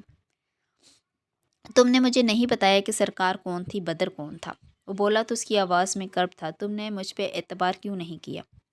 मैंने तुम्हें बताया था कि मैं तुम पे एतबार नहीं करती माहिर, और ये भी कि मैं तुम्हें सब नहीं बताऊंगी। वो सामने देख रही थी। दूर से एक जहाज़ गिड़गिड़ाती आवाज़ के साथ इनकी तरफ आ रहा था। तुम बता सकती थी, जैसे तुम बता सकते थे जब तुम लाहौर आए थे। उसका चेहरा मोड़ के माहिर को देखा। अब तुम्हें मालूम हुआ माहिर फरीद के किसी को धोखा देना कैसा होता है? माहिर ने सर उठा के उसे देखा। वो इसकी आंखों में देख रही थी। इसके चेहरे पर कोई मलाल ना था। चलो हमारा सा बराबर हुआ, लेकिन उसकी आवाज़ में गिला दर आया। तुम मुझ पर भरोसा कर सकती थी। तुमने कभी हमारे दरमियान भरोसे का रिश्ता बनने ही नहीं दिया, फिर मैं कैसे तुम पे भरोसा करती? वो सामने देखने लगी। वो जहाज़ ऐन उनके सरों के ऊपर से गुजर के रनवे की तरफ चला गया था। अपने बच्चे की मोहब्बत मुख्तलिफ होती है माहिर, इसमें कुछ हैवानी सा होता है। मुझे अपने बच्चे को बचाना था। मुझे मालूम था इसका नतीजा दो ही सूरतों में निकलेगा, या मैं मर जाऊंगी या तुम लोग मुझे ढूंढ लोगे और ज़ियाद गिरफ्तार हो जाएगा। मुझे ऐसी ज़िंदगी नहीं चाहिए थी जिसमें वह आज़ाद फिरता रहे। वो तुम्हें मार सकता था। वो मुझे कभी ना मारता माही, इसे वो सब ना कहती। तब भी उसने हमारी लोकेशन बता देनी थी। अगर उसे मुझे मारना होता तो गोली मार देता, इतनी लंबी मोहलत ना देता। उसे उम्मीद थी कि कोई हमें बचा लेगा। दूर से जहाज़ का शोर सुनाई देने लगा। माला ने सर उठाया। शमाल से एक नीला जहाज़ उस तरफ आ रहा था। मुझे तुम्हारे ऊपर बहुत गुस्सा है माला, वो दुख से उसे देख रहा था। तुमने मुझ पर भरोसा नहीं किया, तुमने मुझसे सच छुपाया। मैं इसके लिए शायद तुम्हें कभी माफ़ ना कर सकूं। जहाज़ ऐन इनके सर के ऊपर से गुजर रहा था, इतना बड़ा, इतना करीब। हवा से उसके बाल पीछे को उड़ने लगे। वो मुस्कुरा दी। लेकिन मैं तुम्हारा एहसानमंद भी हूँ। तुमने हलाल के लिए अपनी जान खतरे में डाली। जहाज़न से बेंच पर बैठे तो नफूस के ऊपर से गुजरा और सीधा रनवे पर जाके उतरा। याद है मैंने तुमसे वादा किया था लाहौर में? मुझे याद है। एक दूसरे जहाज़ की आवाज़ पर बेख्तियार उसने गर्दन मोड़ी। आंखों में इश्तियाक और एक्साइटमेंट थी। दिल जोश से भर गया। उसे लगा था कि बहुत अरसे बाद खुश हुई थी। अगर तुम हलाल की मदद करोगी तो तुम मुझे खरीद लोगी, तुम बदले में मुझसे जो मांगोगी मैं दूंगा। वो रुका और तंबे में अबरू उठाए। सवाए माफ़ी के मैं तुम्हें इस चीज़ के लिए माफ़ नहीं करूँगा। जहाज़ उतर गया तो उसने मुस्कुरा के माहिर को देखा। मुझे तुम्हारी माफ़ी चाहिए भी नहीं। वो भी हल्का सा मुस्कुराया और सर झटका। अगर तुम्हें कुछ चाहिए, मुझे तुमसे कुछ नहीं चाहिए माहिर। मैंने कहा था ना, बिना मांगे तुम्हारी मदद नहीं करोगे। और मुझे खुशी है कि तुमने ज़िंदगी में पहली दफ़ा मेरी बात मानी। माहिर चुप हो गया। चंद लम्हे वहाँ खामोशी छाई रही। एयरपोर्ट की फ़ज़ा में भी सुकून रहा। साकिन रही, जैसे सारे जहाँ का रास्ता जैसे भूल बैठी हो। सारे जहाज़ यहाँ का रास्ता भूल बैठी हो। हलाल कैसी है? उसने धीरे से पूछा। ठीक है, माहिर ने सर झुका दिया। मैं इसका केस इस एक हफ्ते में बहुत से डॉक्टर्स को भेज चुका हूँ। नगीना सुल्तान ने मुझसे पहले हर तरह से हलाल का इलाज करवाने की कोशिश की थी। इसकी मसशुदा आंखों में प्रोस्थेटिक आई बाल्स तक लगवा दिए थे। अब कुछ नहीं हो सकता। ज़िया सुल्तान ने जो जुल्म मेरे साथ किया है, इसका कोई मदावा नहीं हो सकता। और बीरबल, तुमने उसे बताया? माहिर ने नफ़ी में सर हिलाया। वो अब सर झुकाए जूते से घास मस रहा था। जब मालिक को मालूम हुआ कि नगीना सुल्तान के साथ सफ़र करने वाली बच्ची की प्रोस्थेटिक आइज़ थी, यानी वो नबीना थी, तो उसने मुझे नहीं बताया। वैसे ही मैंने अभी बीरबल को नहीं बताया ताकि इसकी तकलीफ़ के दिन कम हों। वापस जाके बताऊंगा। वापस? वो चौंकी। माहिर ने चेहरा उठा के उसे देखा। मैं हलाल को लेकर इस्तांबुल जा रहा हूँ। सरकार मर चुकी है, ज़ियाद जेल में है। मैं वापस जाके गिरफ्तारी दे दूंगा। और तब उसे याद आया वो इस्तांबुल में पुलिस को मतलूब था। उसके तासरात देख के वो हल्का सा मुस्कुराई। डोंट वरी, मैं चंद दिन में बाहर आ जाऊँगा। मेरी वकील बहुत अच्छी है और तुम्हारे पास इतना पैसा है कि तुम जज खरीद सको। मुस्कुरा के शान उछका के रहेगी। और तुम क्या करोगी? आपके? उसने गौर से माला को देखा।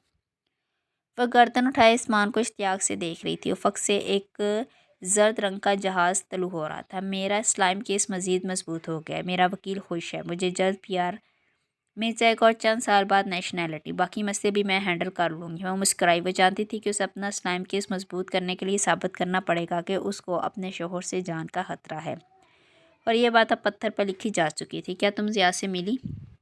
नहीं, उसने किसी से भी मिलने से इनकार कर दिया। उसकी माँ ने मरने से पहले एक ख़त छोड़ा था जिसमें उसने हलाल के अगवा की ज़िम्मेदारी ली थी और अपने बेटे को बरीउज़्ज़िम्मा करार दिया था। उसने ये भी लिखा था कि उसने अपने बेटे से कहा है कि वो एथियोनाइज़ कर दे, यानी उसको मार कर ज़िंदगी के ज़िये से बचा ले।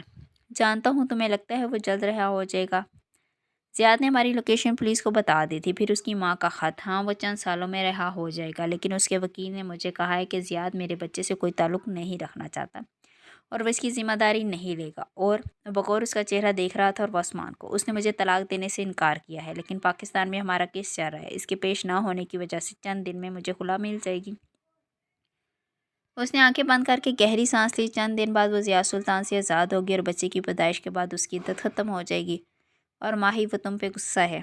उसने आंखें खोली। दुनिया ज़्यादा खुशगवार लग रही थी। नहीं, वो बस ये समझती है कि मैं इस बच्चे को दुनिया में लाकर गलती कर रही हूँ। उसने चेहरा मोड़कर सोचती निगाहों से माहिर को देखा। तुम्हें भी लगता है कि मैं गलत हूँ? उसने सर नफ़ी में हिलाया। तुम्हें यक नहीं है माला कि तुम बाप के जुर्म की सज़ा उसके बच्चे को दो? वो धीरे से मुस्कुरा दी। सफूरा, माही, समर खाला सब ने कहा था अब भी वक्त है और इस बच्चे को ख़त्म कर दे, लेकिन वो पहला इंसान था जिसने उसके फैसले का साथ दिया था। इतने अरसे बाद पहली दफ़ा उसे माहिर फरीद बुरा नहीं लगा था। तुम इस सद मुल्क में क्यों रहना चाहती हो? वो अब सामने देख रहा था। दूर से एक जहाज़ उड़ता हुआ इनकी तरफ आ रहा था। तुम इस्तांबुल आ सकती हो। तुम वहाँ भी अपनी नई ज़िंदगी शुरू कर सकती हो। माला ने गर्दन मोड़ के उसे देखा। मुझे इस्तांबुल की उम्मीद पर अपनी नई ज़िंदगी नहीं शुरू करनी माहिर। मुझे अपने और अपने बच्चे के लिए अपनी ज़िंदगी शुरू करनी है। वो क्या कह रही थी वो समझ सकता था। वो अभी तक ज़ियाद की बीवी थी और वो इससे तलाक किसी दूसरे मर्द की उम्मीद पर नहीं ले रही थी। यास्मीन दुरुस्त कहती थी, उसे माला की ज़िंदगी से निकल जाना चाहिए था। वो एक तलाक के ट्रॉमा से गुजरती लड़की को कंफ्यूज नहीं कर सकता था। क्या तुम हमें सी ऑफ करने आओगी? वो अब भी सामने देख रहा था। चल, हमें उसे देखती रही। इस एक लम्हे में माला के शख्स से सारे गिले शिकवे दूर हो गए। वो सिर्फ एक भाई था जिसको अपनी बहन की तलाश थी। उसने जो कुछ किया अपनी बहन के लिए किया, जैसे उसने जो कुछ किया अपने बच्चे के लिए किया। मैं आऊँगी। वो हल्का सा मुस्कुराई। और अगर वो सोच सोच के कह रहा था, कभी मैं तुम्हें टेक्स्ट करूँ तो क्या तुम जवाब दोगी? वो अपनी उम्मीद ज़िंदा रखना चाहता था। उसने धीरे से इस बात में सर हिला दिया। मैं जवाब दूंगी। वो भी मुस्कुरा दिया। शायद यास्मीन गलत थी। शायद उसे एक कोशिश करनी चाहिए थी, अभी नहीं। जब तक वो ज़ियाद की बीवी है और वो इस केस में फंसा हुआ है तब तक नहीं। इसके बाद शायद, अगर वो मुख्तलिफ हालात में मिले तब शायद। वो इसे खुदाफिज कहकर अब उठ गई थी। माहिर खामोशी से उसे जाते देखता रहा। बस स्टॉप तक जा रही थी, वो इसे ड्रॉप करने की पेशकश नहीं कर सकता था। वो इसकी वो मदद कबूल ना करती जो उसने मांगी नहीं थी। प्लेन लैंडिंग एरिया में वो सीधी बस स्टॉप तक आई और इस वक्त वो बस में बैठी मोबाइल स्क्रॉल कर रही थी जब ख्याल आया, क्या लोग अभी तक इसको टिक टाक पर गालियाँ दे रहे थे, इसे वो वीडियो मटा देनी चाहिए। इस वक्त जोश में बना ली, अब शर्मिंदगी होने लगी। उसने टिक टाक फ़ोन से मटा दिया। अब वो दोबारा इंस्टॉल किया, अपनी वीडियो खोली, शर्मिंदगी बढ़ गई। हज़ारों कमेंट्स आ चुके थे, गालियाँ, बॉडी शेमिंग। वो लोग इसके ऊपर चढ़ दौड़े थे। उफ, उसने सर उठाया। बस में मौजूद सवारियाँ रोबोट्स की तरह बाहर देख रहे थे, कोई इसकी तरफ मतवज्जा ना था। शुक्र है वो इसको नहीं पहचानते थे। उसने डिलीट का बटन दबाया, फिर वो रुकी। लाइक्स और फॉलोअर्स काफ़ी बढ़ चुके थे। उसकी उंगली इनबॉक्स पर रैंक की, वहाँ भी मैसेजेस की भरमार थी, वही गालियाँ, वही बातें। उफ, इतने टॉक्सिक मैसेजेस, इसके सर में दर्द होने लगा। सोशल मीडिया शदीद टॉक्सिक था। वो इस ऐप को फिर से डिलीट कर देगी। मैसेजेस पर उसकी उंगली नीचे जा रही थी। ये लोग जो उसको इतने हफ्ते से गालियाँ दे रहे थे, वो नहीं जानते थे कि चंद दिन पहले वो एक फ्रीजिंग यूनिट में थी। वो मरने वाली थी। अगर वो मर जाती तो यही लोग इसको फेमिसाइड विक्टिम करार देकर इसके लिए शम्मे जलाते। दो रुख वाले मुनाफिक। उसका हाथ ठहर गया। एक मैसेज मुख्तलिफ था।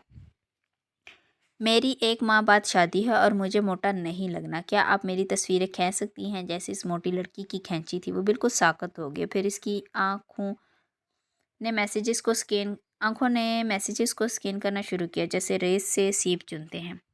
मेरी नाक दुरुस्त नहीं है, मेरे शोहर का कद मुझसे छोटा है, लेकिन वो तस्वीर में लंबा लगना चाहिए। आप जो पैसे मांगेंगी मैं दूंगी।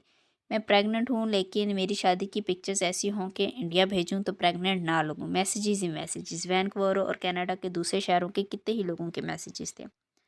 इनसिक्योरिटीज़ का शिकार खौफजदा लोग वो तस्वीर में वो लगना चाहते थे जो वो हकीकत में नहीं थे। और अगर लोगों की इनसिक्योरिटीज़ उसके बिल पे कर सकती थी जैसे प्लास्टिक सर्जन्स और मेकअप आर्टिस्ट की करती हैं, तो इसकी आरा और वैल्यूज़ एक तरफ चले जाने चाहिए थे। उसे इस मुल्क में सरवाइव करना था, उसे अपना बच्चा पालना था।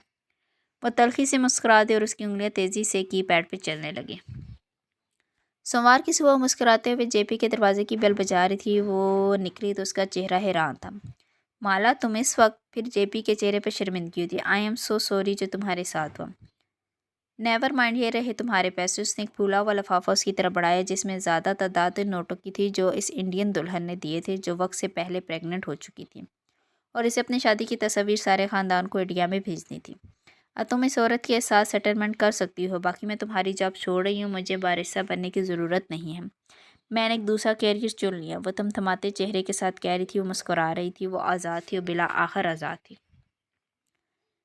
जेपी ने लिफाफा थामने के लिए हाथ नहीं बढ़ाया। उसके चेहरे पर नदामत थी। माला, तुम रहने दो प्लीज़। तुम पहले ही इतने प्रॉब्लम से गुजरी हो, फिर तुम प्रेग्नेंट हो। मैं जानती हूँ तुम्हें कैफ जमाल ने ये करने को कहा था, लेकिन खैर ये मेरी गलती थी। मेरी वजह से एक औरत स्लिप हुई, सो मुझे पैसे देने हैं। अब तुम्हारा मामला ख़त्म। उसने जता के कहते हुए लिफाफे दोबारा बढ़ाया। इसकी ज़रूरत नहीं है माला, तुम्हारे आगे बहुत अखराजात होंगे। इस मुल्क में बच्चा पालना आसान नहीं है। उसने उसका हाथ वापस पलटा दिया। कशमाला ठहर की मुस्कुराहट गायब हुई। गौर से उसके चेहरे को देखा। लेकिन जेपी, तुमने उस औरत को पैसे देने हैं ना, तो ये उसको दे तो बात ख़त्म। जेपी ने निगाहें झुका ली। जेपी पैसे क्यों नहीं ले रही थी? वो ठहर गई, एकदम जैसे दिमाग में झमाका हुआ। किसी ने तुम्हें पहले ही अदायगी कर दी है ना? वो पलक तक ना झपक सकी। माला, जेपी ने होश होंठों पे जुबान फेरी। कोई मेरी जगह पैसे अदा कर चुका है, इसीलिए तुमने इतने दिन से इसरार नहीं किया। उसके जिस्म का सारा खून आंखों में उतर आया। किसने दिए हैं पैसे? किसने? वो लिफाफे पीछे बुलंद आवाज़ में पूछ रही थी। गो के उसे पूछने की ज़रूरत ना थी, वो जानती थी। माहिर गिरे बाल तौलिए से रगड़ता कमरे से निकला ही था जब डोरबेल बजी और अगले ही लम्हे दरवाज़ा ज़ोर ज़ोर से धड़धड़ाया जाने लगा, जैसे कोई अपनी मुट्ठी उस पर मारा। वो चौंका, माथे पर बल पड़ गए। तौलिया एक तरफ उछाला और सीधा दरवाजे तक आया। मैजिक आई से बाहर झांका। उसका चेहरा देख के ताज्जुब हुआ। माला, सब हैरियत है? दरवाज़ा खोला तो देखा वो सुर्ख चेहरा लिए चौखट में खड़ी थी। तुम खुद को क्या समझती हो? बहुत पैसे है तुम्हारे पास। उसने दोनों हाथों से एक लिफाफा उसके सीने पर उछाला था। वो बेख्तियार 2 कदम पीछे। एक नज़र इन नोटों को देखा जो लिफाफे से निकल कर बिखर गए थे, और फिर इसके चेहरे को। उसके गुलाबी गाल और आंखें गीली थी। मैंने तुम्हें मना किया था कि तुम मेरी ज़िंदगी में मुदाखलत नहीं करोगे। वो दबा दबा से चला रही थी। बैठ के करते हैं, उसने नरमी से कहना चाहा, लेकिन अब देर हो चुकी थी। तुमने फिर वही किया जो तुम करते आए हो। तुमने फिर से अपना पैसा इस्तेमाल किया। तो समझते क्या हो खुद को? क्योंकि तुम रो रही थी। वो दोनों हाथ उठा के एकदम बोला तो उसकी आवाज़ में बेबसी थी। मैं तुमसे मिलने आया था और तुम रो रही थी।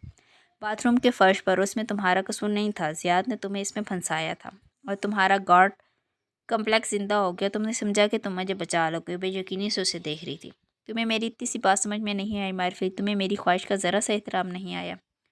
پھر تم کیا کرتی؟ اس کی آواز بلند ہونے لگی۔ جو بھی کرتی، میں تمہارے پاس پیسوں کے لیے نہ آتی، وہ دکھ سے کہہ رہی تھی۔ اس کی آنکھوں سے آنسو ٹپ ٹپ گر رہے تھے۔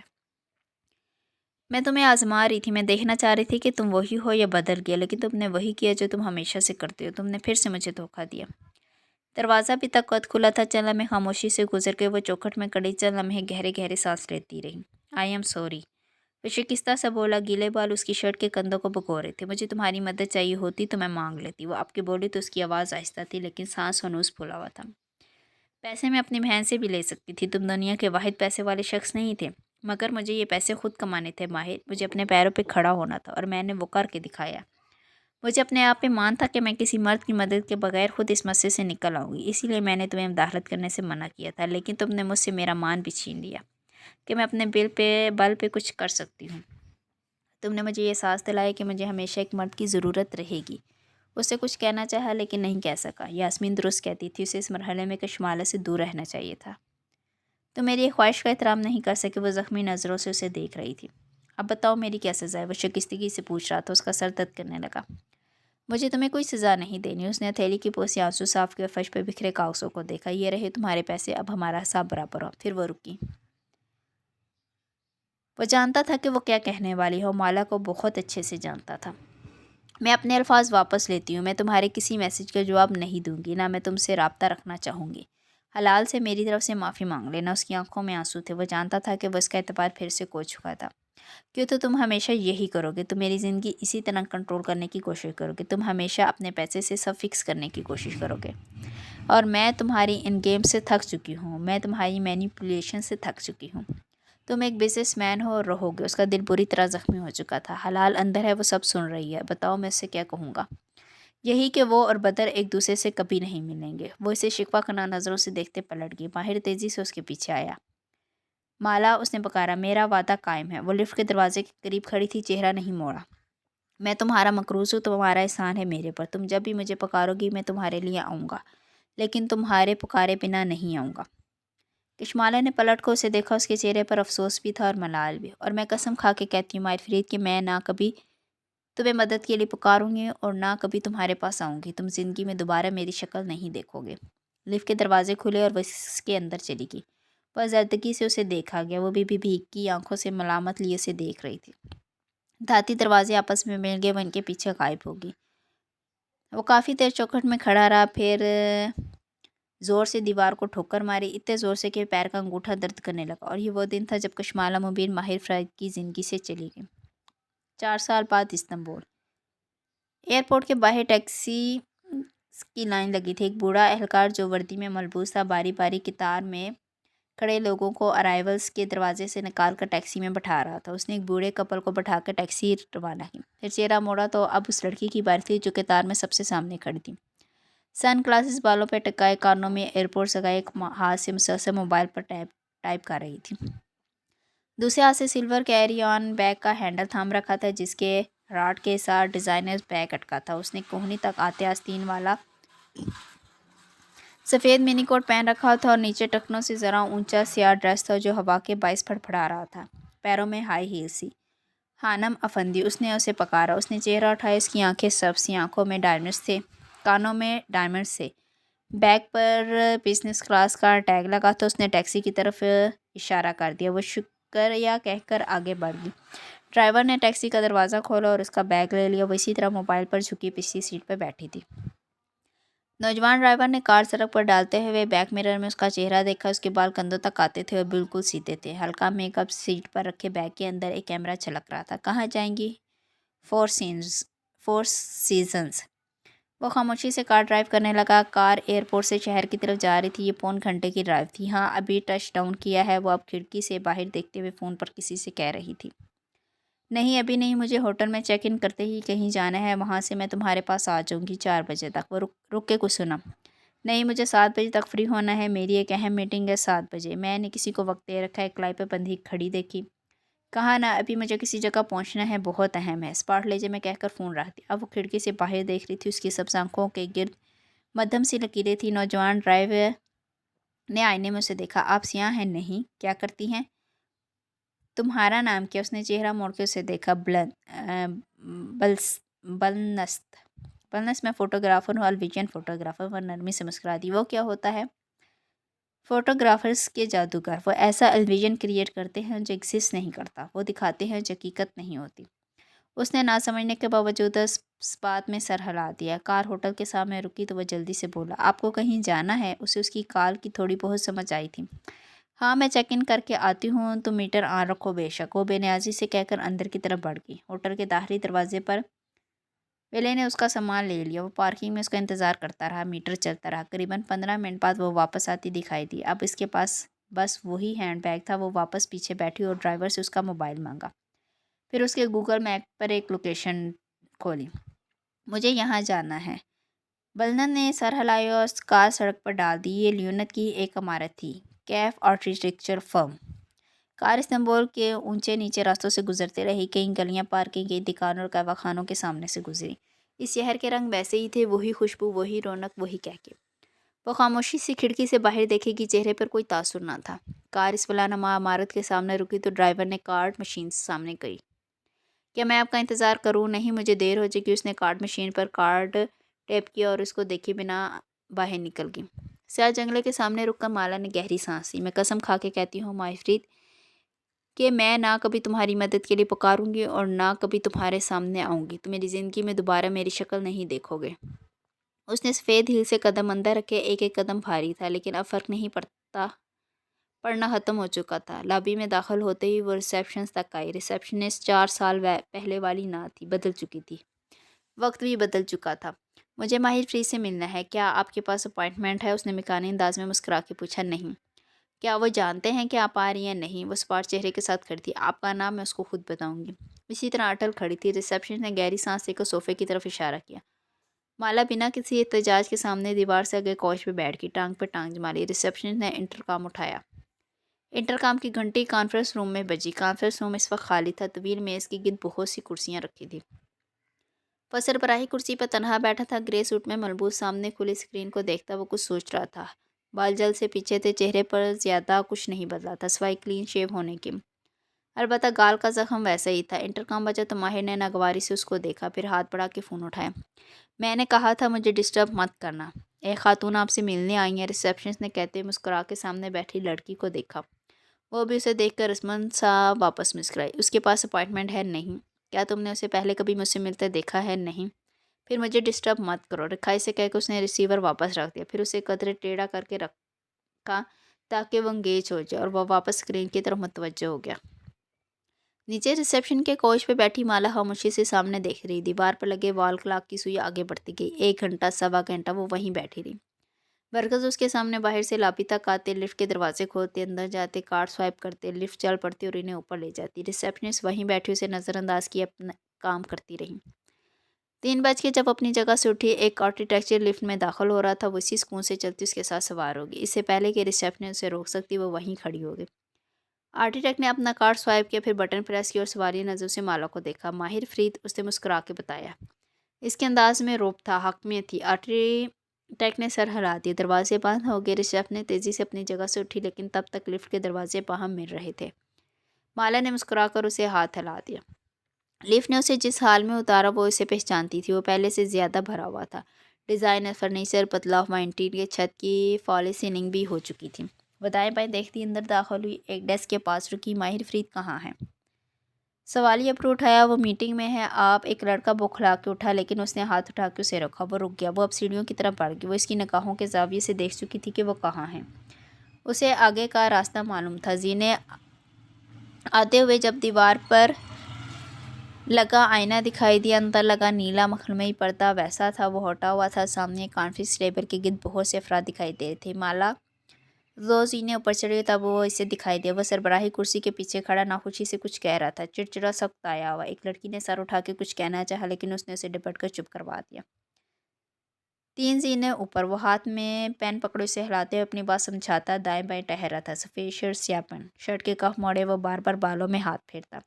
وہ مضطرب تھا، ناخوش۔ پھر وائٹ بورڈ کی طرف اشارہ کرتے ہوئے وہ پلٹا، نگاہیں سیڑھیوں کے وسط میں لگے آئینے پہ پڑی۔ وہ ٹھہر گیا۔ ساری دنیا ٹھہر کی وہ قدم قدم چلتی اوپر آئی تھی۔ وہ ہاتھ میں قلم لیے بالکل منجمد سا کھڑا تھا۔ وہ نیلے پردوں کے ساتھ آ رکی، انگلی کی پشت سے دستک دی، شیشے کا دروازہ کھولا، آفاس پر اپنی گردن موڑ کے دیکھا۔ سیاہ سفید لباس والی لڑکی ان کے سامنے کھڑی تھی۔ وہ ماہر کو دیکھ رہی تھی اور وہ اسے۔ پھر وہ ہلکا سا مسکرایا اور ان تمام افراد کو دیکھا۔ "Can you give us a minute?" وہ انگریزی میں شائستگی سے بولی۔ سب کی نگاہیں ماہر فرید کی طرف اٹھی، سوائے عبد المالک فرید کے۔ آج تک اس کی میٹنگ میں کسی نے خلل نہیں ڈالا تھا۔ ماہر نے دھیرے سے سر کو جنبش دی۔ ایک ایک کر کے تمام افراد اٹھ گئے، جلدی جلدی چیزیں سمیٹی گئی۔ وہ کب وہاں سے کہ اسے کچھ معلوم نہ ہوا، یہاں تک کہ دروازے بند ہو گئے اور وہ اس کے دائیں ہاتھ رکھی کرسی تک آیا۔ وہ ابھی تک اسے دیکھ رہا تھا، بے یقین ششدر۔ کیا یہ سچ تھا؟ کیا وہ جاگا ہوا تھا؟ "میں تمہارا زیادہ وقت نہیں لوں گی." وہ سنجیدہ تھی۔ اس کا چہرہ برف کے جیسا تھا۔ وہ کرسی پہ بیٹھی، ٹانگ پہ ٹانگ جمائی، پرس میز پر رکھا۔ وہ جیسے ہوش میں آیا، بہت کچھ یاد آیا۔ "مالا؟" اس ایک لفظ میں بہت سے سوال تھے، تعجب تھا، بے یقینی تھی۔ "میں فور سیزنز میں ٹھہری ہوں۔ شام 7 بجے میں وہاں تمہارا انتظار کروں گی۔ تب تم آفس سے فارغ ہو چکی ہوگے۔ تمہیں وہاں آنا ہے اور ہم بیٹھ کے بات کریں گے." وہ جیسے اس کو اس کا شیڈول سنا رہی تھی۔ وہ ابھی تک کھڑا تھا، بس یک ٹک اسے دیکھتے ہوئے۔ یہ وہی تھی، کشمالہ مبین۔ بال چھوٹے تھے، چہرہ قدرے میچور تھا، لیکن یہ وہی تھی۔ "میں تمہارا انتظار کروں گی." "کیوں؟" اسے دیکھتے ہوئے ماہر نے آنکھوں کی پتیاں کھولی۔ اس کا ذہن دھیرے دھیرے جاگ رہا تھا۔ "کیونکہ مجھے تمہاری مدد چاہیے."